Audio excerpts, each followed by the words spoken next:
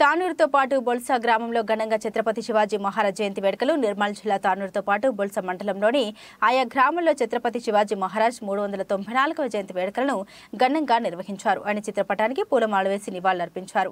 ఈ సందర్భంగా హిందూ వాహిని కార్యకర్తలు మాట్లాడుతూ ఛత్రపతి శివాజీ పేరు భారతదేశ చరిత్రలో సువర్ణ అక్షరాలతో లిఖించబడిన గొప్ప పేరు అని అన్నారు. ఈ పేరు వింటేనే భారతావని పులకించిపోతుందన్నారు.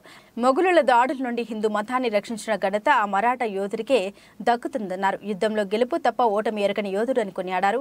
ఈ కార్యక్రమంలో హిందూ వాహిని మండల అధ్యక్షుడు నరేష్, కాంగ్రెస్ పార్టీ మండల అధ్యక్షులు పుండ్లీక్, మాజీ సర్పంచ్ మాధవరావు పటేల్, గోవింద్ పటేల్, తానాజీ పటేల్, రాజు, డాక్టర్, గ్రామ పెద్దలు తదితరులు पालखोनारू.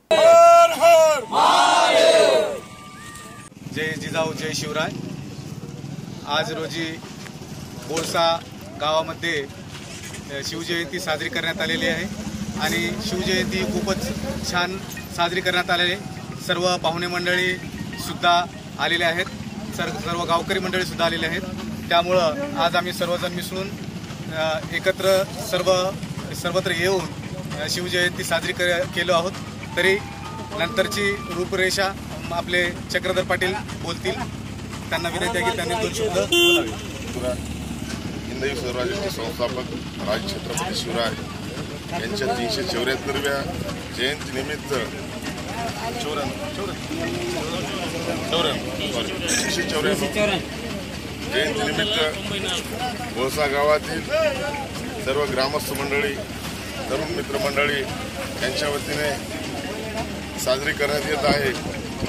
या अनुषंगाने आम्हाला निमंत्रित केल्याबद्दल सर्व बोळसा येथील नवतरुणांचे व समस्त गावकऱ्यांचे अभिनंदन.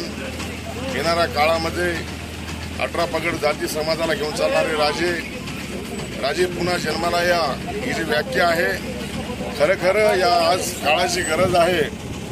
छत्रपती शिवरायांचे विचार आपल्या अंमलामध्ये आणून छत्रपती शिवरायांचा आदर आपल्या भावनेमध्ये ठेवून येणाऱ्या काळामध्ये असणारी जी नवतरुण पिढी आहे 100% छत्रपती शिवरायांच्या विचारावर चलल आणि वागतील.